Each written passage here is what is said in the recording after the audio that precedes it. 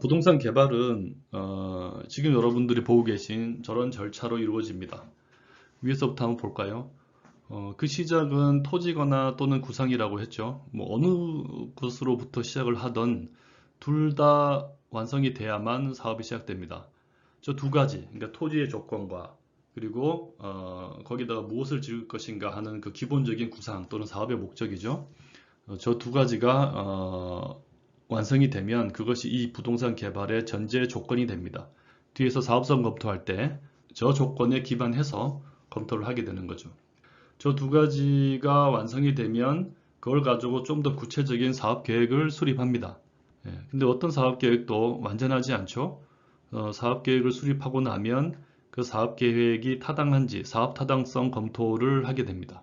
검토를 해보면 계획을 수정해야 될 내용들이 당연히 나오겠죠. 이제 그러면 피드백을 합니다.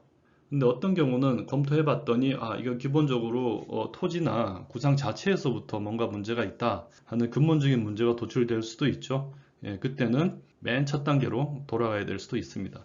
보통은 사업계획 수립과 사업 타당성 검토, 저기서 이제 피드백을 수십 차례 하게 되죠. 그래서 저런 계획과 검토가 잘 마무리가 되면 실제로 이제 실행에 들어갑니다. 그러면은 부지를 실제로 확보를 하고요. 원래 자기가 소유하고 있던 토지에서부터 시작된 사업이라면 부지 확보 절차가 생략이 될 수도 있겠죠. 어쨌든 완전한 소유권을 확보하고 그곳에다가 정부로부터 내가 가지고 있는 구상에 대한 인허가를 받고 그리고 그것을 물리적으로 완성을 합니다. 그런 다음 이제 운영을 할 수도 있고 안 할 수도 있고 한 건데 그리고 나서 이제 운영하다가 처분하는 거죠. 물론 운영은 안 할 수도 있습니다. 저 과정에서 디벨로퍼에게 요구되는 이제 중요한 일은 저 사업을 하기 위한 조직 구성과 자금 조달을 해야 되고요. 그리고 건설하는 동안 사업 관리를 해야 되고 처분하려면 마케팅을 해야 됩니다. 저런 업무들이 이제 디벨로퍼에게 요구되는 상당히 많은 일들인 거죠. 저 모든 일을 디벨로퍼가 자신의 손으로 다 하는 것은 불가능합니다. 그래서 디벨로퍼는 저런 것들을 잘 하는 많은 외부 기관들과 협력을 해야 됩니다. 그래서 디벨로퍼에게 정말로 요구되는 능력은 저런 세부적인 업무들을 잘 하는 능력이라기보다는 그런 걸 누가 잘 하는지를 아는 능력이라고 할 수도 있겠습니다. 그러면 오른쪽을 볼까요? 저런 사업계획 수립과 사업 타당성 검토를 잘 하려면 이 디벨로퍼가 어떤 거시적인 사업 환경이나 미시적인 사업 부지 분석을 잘 해야 됩니다. 그리고 밑에서 보는 바와 같이 여러 가지 이제 위험, 제가 4대 위험이라고 적어놨는데 저것들을 해치고 나가야 되는 거죠. 이 오른쪽에 적어져 있는 저 내용이야말로 디벨로퍼 본인이 아니면 그 누구도 대신 해줄 수 없는 일들입니다. 특히 부동산 개발의 4대 위험이라고 적혀 있는 저 내용을 여러분들이 잘 숙지하시기 바랍니다. 부동산 개발을 하는 동안 디벨로퍼가 만날 수 있는 이제 가장 큰 위험은 첫 번째는 토지 매입 위험입니다. 가지고 있는 토지로 시작된 사업에서는 저 위험이 없을 수도 있겠죠. 그런데 대부분 디벨로퍼가 토지를 매입하는 단계에서 굉장히 많은 실패와 좌절을 하게 됩니다. 내가 목적하는 그 구상을 실현하기 위한 토지가 단 한 사람이 소유하고 있는 그런 럭키한 케이스는 잘 없어요. 그러니까 많은 소유자로부터 지리한 협상 끝에 나에게 필요한 토지를 다 매입해 나가는 그런 완성을 해야 되는데요.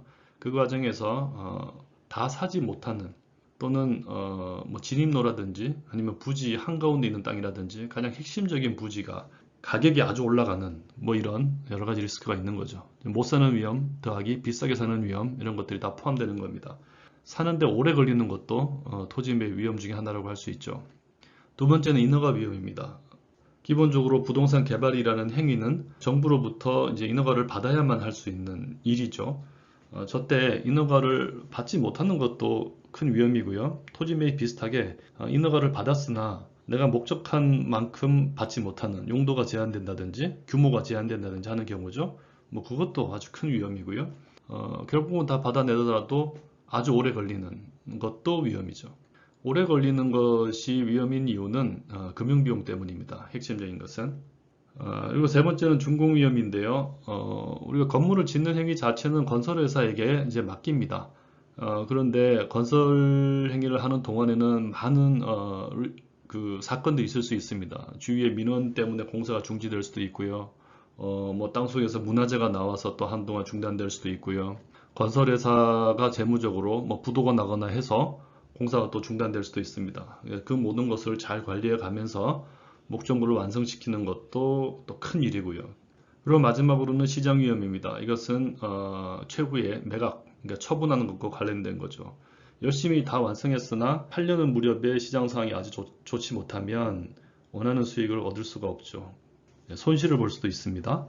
저런 네 가지 위험이 디벨로퍼가 만나게 되는 흔히 말하는 4대 위험이고요. 저것들을 헤쳐나가는 게 디벨로퍼의 능력입니다. 부동산 개발의 7단계라고 해놓은 저 박스 중에서 사업계획 수립과 사업 타당성 검토에다가 제가 빨간 상자를 해놨는데요. 저게 바로 우리가 한 학기 동안 배울 핵심적인 내용이기 때문입니다. 수업 시간에는 뭐 실행을 할 수는 없기 때문에 저 계획과 관련된 저 부분을 중점적으로 공부하도록 하겠습니다. 각각의 내용을 조금만 자세히 보면요. 사업 환경 분석은 이 수업 다음에 이제 바로 이어서 배우게 될 내용인데요. 크게 세 가지로 구성됩니다. 우리가 하고자 하는 이 개발 사업을 둘러싼 정부의 여러 가지 규제와 지원을 살펴보는 제도 분석이 있고요. 두 번째는 이제 시장 분석이죠. 가장 중요하죠. 경기나 또는 부동산의 수급이나 최근의 동향, 그리고 우리가 사업할 그 부지가 속해 있는 지역의 현황, 뭐 이런 것들입니다. 그 세 번째는 산업 분석인데요. 많은 부동산 개발과 관련된 책이나 교과에서 이 산업 분석을 무시하는 경우가 많습니다. 근데 아까도 말씀드린 것처럼 디벨로퍼는 혼자 개발 사업 할 수 없어요. 그러니까 아무리 작은 개발 사업도 굉장히 많은 전문성이 필요합니다. 그래서 개발 사업을 성공적으로 수행하기 위해서는 나와 협력하고 경쟁할 이 시장의 주체들을 잘 알아야 됩니다. 그래서 어떤 하나의 사업을 해나감에 있어서 나의 이 개발 사업을 둘러싼 이 부동산 산업이 어떻게 형성되어 있고 그 산업에서 잘하는 주체가 누구인지, 그리고 나와 경쟁해야 되는 주체가 누구인지, 뭐 이런 것들을 여러분들이 이제 이해를 해야 됩니다. 그래서 산업 분석도 중요한 아이템이다 하는 걸 꼭 기억하시고요. 다음은 이제 사업 부지 분석입니다. 이제 이게 좀 더 실무적으로 와닿는 내용이죠. 부지가 정해져 있으면 그 부지에 대한 어떤 공법상의 규제와 지원, 그러니까 행정적 여건이 일단 가장 기본이고요. 두 번째는 이제 부동산은 물리적 실체를 가진 자산이잖아요. 그래서 그것과 관련된 물리적 여건, 그리고 그 부지 주변의 사회적 여건, 이런 거 굉장히 중요합니다. 부지의 형상이나 지형, 뭐 주변의 경관, 그 입지나 접근성, 그다음에 주변의 환경, 뭐 이런 것들이죠. 우리가 흔히 부동산의 가치를 결정하는 요소 뭐 하고 흔히 얘기되는 민간에서 많이 얘기되는 내용들은 대부분 다 이 물리적, 사회적 여건에 해당합니다. 그리고 또 중요한 것 하나가 이제 권리 관계입니다. 디벨로퍼는 어쨌든 부지를 확보해서 거기다 뭔가를 해야 되잖아요. 그래서 먼저 그 사업을 할 수 있는 부지, 그러니까 토지들을 완전하게 문제 없이 다 확보를 해야 됩니다. 아까 말씀드린 것처럼 한 명한테서만 사서 해결할 수 있으면 가장 좋겠지만 그렇지 않은 경우가 많고요. 뭐 소유자가 누구인지 찾기 어려운 경우도 많습니다. 그래서 우리 사업 부지의 소유권, 점유권, 제한 물권 등의 상태가 어떤지, 소송이나 압류, 가압류는 없는지, 뭐 이런 것들을 잘 정리하는 게 디벨로퍼의 굉장히 중요한 능력입니다. 사업 부지 분석에서는 이 세 가지를 살펴볼 거고요. 그리고 나서는 이제 사업 계획을 수립을 하는데요. 흔히 이제 물리적인 계획과 관련해서는 용도 계획과 규모 계획 두 가지가 중요하게 얘기됩니다. 어떤 용도를 어느 정도 규모로 지을 거냐 하는 건데요. 물론 이제 아주 중요한 내용이긴 하죠. 그런데 저것은 부동산 개발 사업과 관련된 계획의 내용 중에 일부에 불과합니다. 그보다 더 원천적으로는 이제 부지 확정을 해야 됩니다. 그러니까 부지 계획이죠. 우리가 토지를 매입해가는 과정이라면 도대체 그 경계를 어디까지 매입을 할 것인가 하는 결정이 부동산 개발 사업에서는 굉장히 중요합니다. 저 부지의 형상이나 조건에 따라서 뒤에 용도와 규모는 달라질 수 있는 거죠. 그래서 사업의 관점에서 기능적으로 필요하고 접근로도 잘 연결되고, 그리고 이게 과연 사질 것인가. 현재의 소유자가 팔아야 사잖아요. 그 매입의 가능성, 매입의 가격 이런 것들을 다 고려해서 부지의 경계를 잘 확정해야 됩니다. 그런 다음에 용도와 규모 계획이 있는 거고요. 근데 그게 끝이 아니고요. 디벨로퍼는 저걸 가지고 도대체 돈이 얼마나 들며 그래서 얼마를 어떻게 조달해야 할 것인가 하는 투자 및 조달 계획을 수립을 해야 됩니다. 물론 우리 강의에서는 저 투자와 조달 계획을 가장 중점적으로 볼 겁니다. 그리고 사업 계획이 수립이 되면 사업 타당성 검토를 해야죠. 그래서 토지와 기본 구상이 확정돼 있으면 일단 기본 가정이 설정돼 있는 거고요. 그거 가지고 먼저 현금 흐름 추정을 해야 됩니다. 투자비가 얼마나 들고 나중에 얼마나 회수할 수 있을까 하는 돈 계산을 막 열심히 해야 되고요.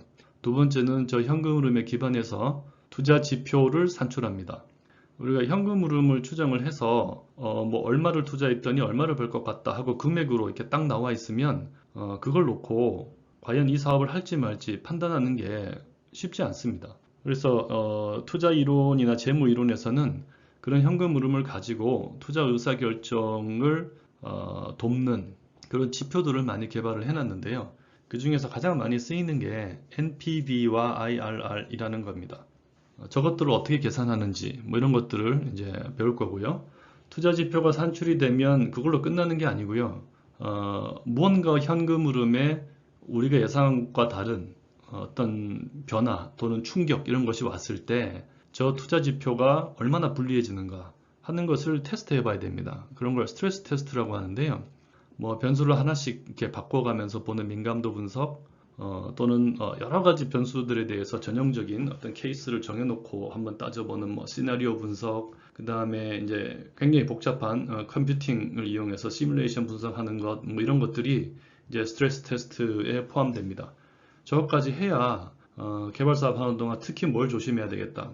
그리고 어떤 일이 생기면 어떻게 대응해야 되겠다 하는 그런 계획들이 나올 수가 있는 거죠. 말씀드렸듯이 우리가 한 학기 동안 가장 힘주어 배울 내용은 바로 이 페이지, 그러니까 사업 타당성 검토입니다. 이게 우리가 강의를 시작하면서 처음 보여드린 그림인데요. 방금 설명했던 부동산 개발 사업의 절차 동안에 이제 이루어지는 여러 가지 업무들을 다시 한번 쭉 보시고 이 그림을 한번 음미를 해보시면 개발 사업이라는 게 이런 거구나 하는 그런 아이디어를 좀 더 가지실 수 있을 겁니다. 자, 오늘은 부동산 개발론 첫 번째 시간 개발이란 무엇인지 알아봤습니다. 수고하셨습니다.